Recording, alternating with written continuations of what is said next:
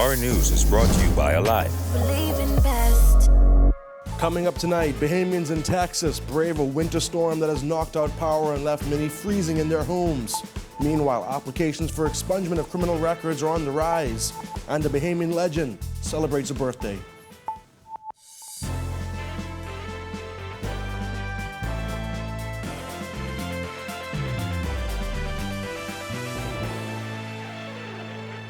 Welcome to our news and thanks for joining us. I am Jared Higgs. Topping news tonight, while the government is looking to cut back on spending wherever it can in the public service, there are still no planned job cuts for the sector. That's according to Minister of National Insurance and Public Service, Brensel Roll. Jasmine Brown reports. The National Insurance and Public Service Minister says cost-cutting does not include sending hundreds of public service workers to the unemployment line. The government took the carefully considered position that during this pandemic and in this environment, the only persons who are steadily employed are government employees, and they will support their families. So that is the reason why no civil servant got a deduction or was furloughed during this time.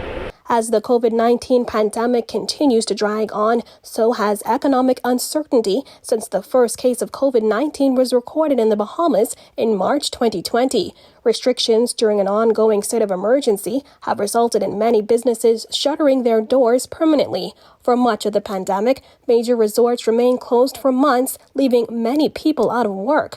Roll says the last thing the Minister administration wanted to do was add to the unemployment numbers. We understand the seriousness of these times, and we just took the position that it was in the best interest of us and the service that we keep at least some persons employed, and the persons that we selected were public officers. When asked if they had ever considered offering separation packages, Roll said this. That's a noble idea, but my experience has been that we SEPs are offered to Bahamians, and then a year later they are the same individuals who want to come back to look for another job. And so, yes, there may be some agencies that are overstaffed or may consider that. Approximately just over 1,000 individuals leave the public service every year, and we have not increased that number. We have not increased the number of persons entering the public service. So individuals are trying to, at this time, keep a job. This is the environment in which we live, and we are not discouraging individuals at this time or encouraging individuals at this time to separate, except in those agencies where we're having difficulties. Bahamas is perhaps one of those agencies that thrives on government grants. Reporting for our news, I'm Jasmine Brown. Thanks, Jasmine. Well, as the government prepares to bring legislation to legalize the use of medical marijuana, Bahamas Bar Association President Khalil Parker, who is a member of the Rehabilitation of Offenders Committee, says applications for the expungement of small quantity drug-related charges are on the rise. It is definitely topical. Drug offenses, in light of musings from Parliament and otherwise as to what they're going to do, it raises serious questions as to the people who are housed at Her Majesty's pleasure for low-level drug offenses and those with convictions, how are we going to handle those expeditiously to right the ship in that regard before we embark on some new future in relation to drug offenses. While the number of applications coming in continues to rise, Parker encourages those hoping for a second chance to apply, as the process is fairly easy. They apply, and the committee meets to make sure that they meet the statutory requirements for expungement. And should they meet the requirements, we have the reports from Social Services, Department of Corrections, and we have the police. They opine, and obviously it's ultimately in the discretion of the committee whether those reports combined with the oral presentation and any supporting documents demonstrates that the person is rehabilitated in the sense that we have confidence that they will contribute positively to society and don't deserve to have that cloud hanging over their lives. So what are some of the most frequent applications that the committee has seen? I think that everybody imagines that this is targeted towards low-level drug offenses, and we do see those. And as the chairman highlighted, some of them are quite lingering. So that is a significant element of the work that we do, but it is varied. I mean, you can't anticipate some of the things that people are coming forward with.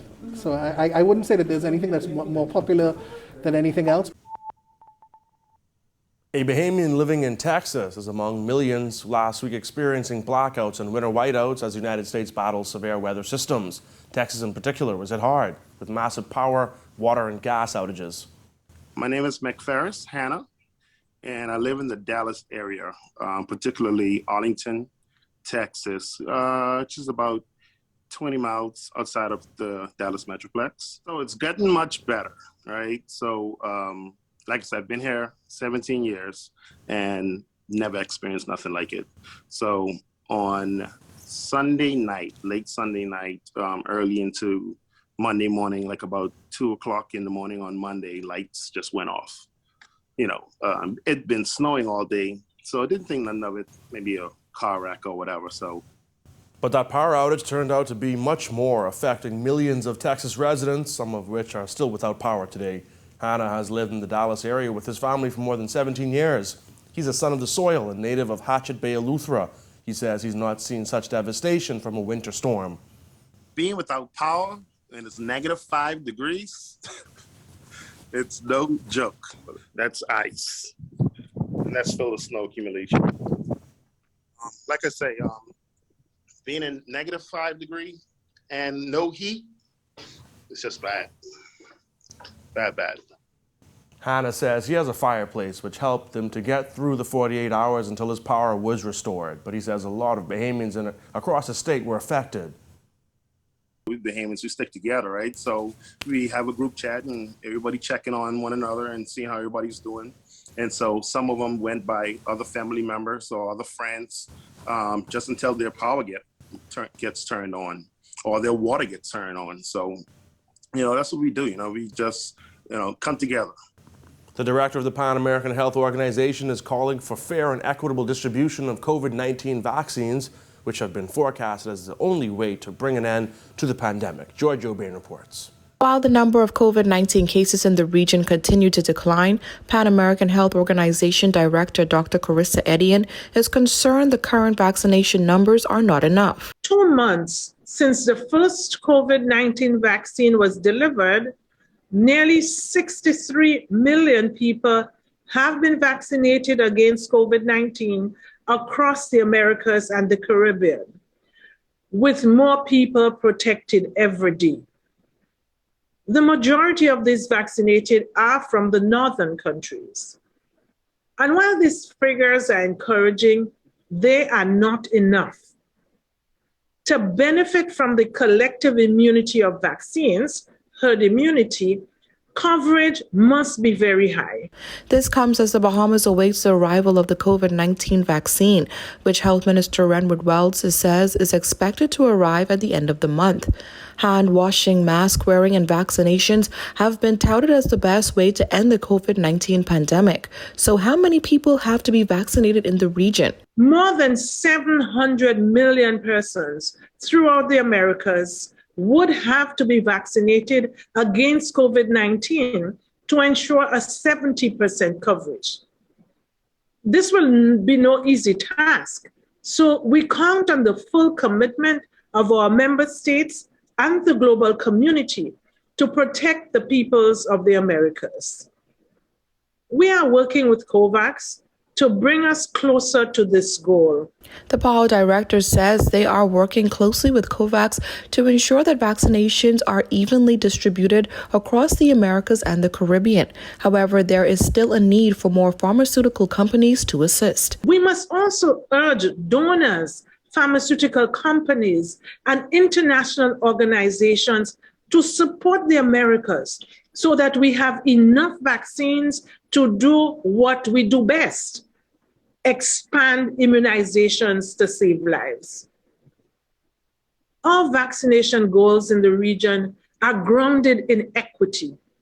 Everyone, regardless of who they are or where they live, should have access to a COVID-19 vaccine. Reporting for our News Weekend Edition, I'm Georgie O'Bain. Still to come on our news, national exams just weeks away according to education officials, and a Bahamian legend celebrates another birthday. Find out who.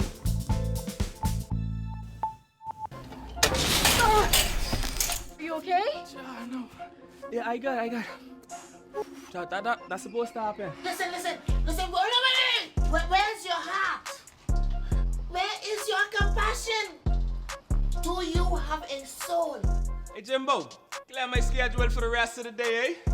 Where do you go, boy? You can't go.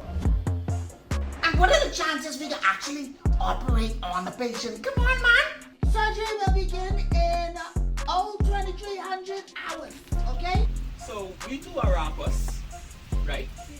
These rappers, man. Silly girls, pretty girls, ghetto girls, pretty girls, kind girls, funny girls, yeah, we got all kind of girls. T on the track, T on the mic. First I was in the Honda, now on the bike.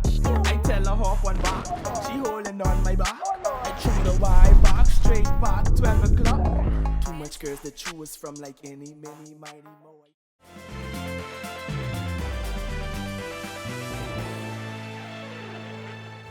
National exams are set to begin in April, according to Director of Education Marcellus Taylor. He said despite the delay COVID-19 has placed on many things within the Ministry of Education, national examinations are a go and only a few weeks behind. The schools have received a timetable that we hope to follow. I think the only thing that will cause us not to have them at this point would be, the health and the COVID-19 situation. But, students have already begun to do the coursework and submit that kind of stuff to the examination center and all of that. Students have been enrolling in for the exams and all of that. Last year's national exams saw several postponements and got off to a late and rocky start. Taylor said although this year's exams are just a few weeks behind, students have been prepared and should be ready to sit them. I don't know the exact dates, but I think the first one starts at the end of April. Oh, this is the usual time? Well, about 3 or so weeks later. 4 weeks later than it would normally start, but more or less around same time. A Bahamian legend and movie pioneer, Sir Sidney Poitier, celebrates his 94th birthday. Here is Christina Dragovich. The winner is Sidney Poitier. It's a moment that changed his life forever. Because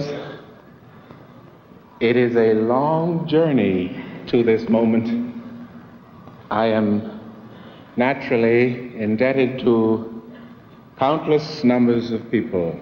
Sending a message and opening doors for the thousands of black actors that would come behind him. When Sir Sidney Poitier won Best Actor at the 1964 Oscars for his role in Lilies in the Field, he cemented his place in history as the first black man and the second black person in the history of the awards up to that point in time to win an Academy Award. Poitier was born to Bahamian parents in Miami and grew up on Cat Island where his parents were farmers. As a teen, he moved to the United States and pursued acting, which was a challenge at first because of his Bahamian accent. But when it paid off big. Sir Sidney broke race barriers on the big screen, playing non-stereotypical roles when race was very much a part of who and what you saw on film. Today, RTV celebrates Sir Sidney Poitier with his Oscar-winning performance of Lilies of the Field and To Sir with Love. From the R News and RTV family, happy birthday, Sir Sidney. For R News, I'm Christina Dragovich. Thanks, Christina. Of course, tune in for a special tribute to Sir Sidney on Sunday at 8 p.m. after Our News Weekend Edition. When Our News comes back from the break, more Bahamians are embracing digital transactions. And the DPM promises a new Ragged Island despite residents' long wait.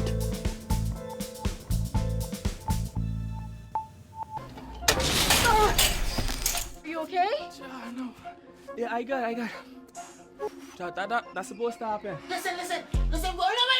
Where's your heart? Where is your compassion? Do you have a soul? Hey, Jimbo, clear my schedule for the rest of the day, eh? Where do you go, boy? You can't go. And what are the chances we can actually operate on the patient? Come on, man. Surgery will begin in 2300 hours, okay? So we do our rappers, right? These rappers, man. Silly girls, pretty girls, ghetto girls, pretty girls, kind girls, minded girls, yeah, we got all kind of girls. T on the track, T on the mic. First I was in the Honda, now I on the bike. I tell her hop on back, she holding on my back. I threw the wide back, straight back, 12 o'clock. Too much girls to choose from, like any, many, mighty, mo.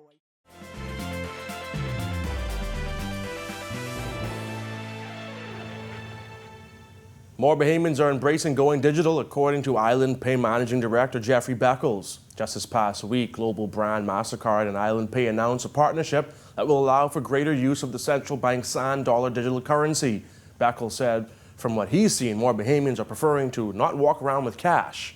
We have seen, just with the 20,000 wallet holders we have now, that many of those wallet holders are literally using their wallets to buy gas, go to the food store, pay their bills, buy top of their phones, transfer money to their members in family islands.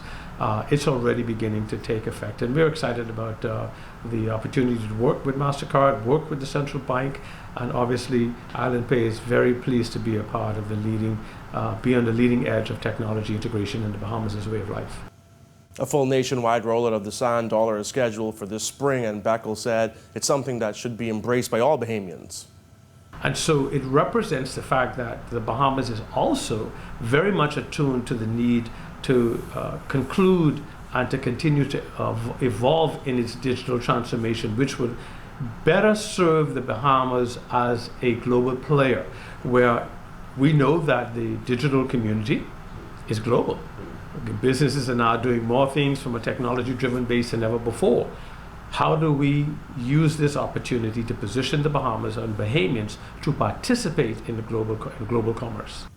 Deputy Prime Minister and Minister of Works Desmond Bannister promising Ragged Islanders a new Ragged Island in 6 months. Bannister making the statement on the first episode of It's About Your Future with host Jerome Sawyer. When you see Ragged Island again, you're going to be amazed at what has happened there. Transform. With respect to the solar that is in place now and the school that we are building there. And that school is halfway complete. It is going to be the most modern school that's ever been built in this country to date. It is going to be the school that we will use as a model for building other schools. Ragged Island will be, in the next 6 months, completely transformed from what you would have seen it as. Ragged Island took a direct hit from Hurricane Irma and was deemed uninhabitable. Since then, the government has promised to make the island the Bahamas' first green city. Ragged Islanders have complained that not much progress has been made, but according to Bannister, that's all set to change. When the school is completed, remember now, the school is also going to be a hurricane shelter. It is going to be a building that, instead of withstanding 150 mile-per-hour winds, is going to be built to withstand 180 mile-per-hour winds. Once that is finished, and we can ensure that Ragged Island is safe if there are hurricanes, then the Minister of Health has already approved the design for his new clinic. We have approved the design for a new police station, and we're going to continue to build that community. An effort is underway to restore Georgetown Exuma and wash your hands with Baby Shark. We've got those stories when we come back from the break.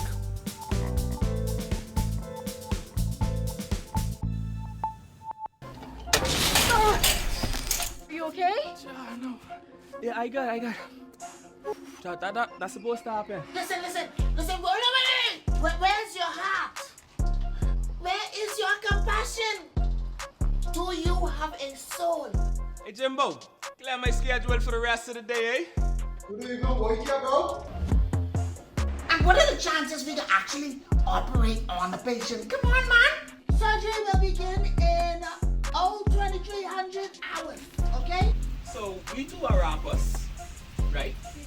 These rappers, man. Silly girls, pretty girls, ghetto girls, pretty girls, kind girls, minded girls, yeah, we got all kind of girls. T on the track, T on the mic. First I was in the Honda, now I on the bike. I tell her hop on back, she holding on my back. I threw the wide back, straight back, 12 o'clock. Too much girls to choose from, like any, many, mighty, mo.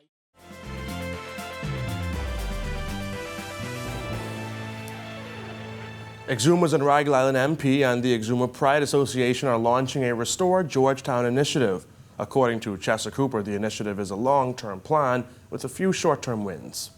It begins with some quick short-term wins, like encouraging the painting of buildings, like the building of the gazebo across the street, by cleaning the curbsides and restoring the parks. But ultimately, we want to relocate the port where the mailboat and the shipping happens.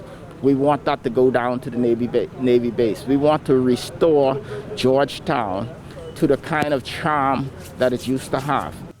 In the long term, residents are hopeful that there will be museums on the island. They also want to make Exuma the sailing capital of the Bahamas. Cooper stressed that this will be a self-help initiative for the island. And this is how we have done a lot over the last 4 years to ensure that we keep the engines running. We know that there's great national demand on resources. We're insisting that we need to have more of our tax dollars returned to the island of Exuma. But in the meantime, we're going to do the best we can, working together with the resources that we can. Developing healthy habits can help to keep most of us safer during the pandemic, but that may be a challenge for small children. Now the Pan American Health Organization is joining forces with a celebrity family to spread a message of safety. Here's Christina Dragovich again. You know the song.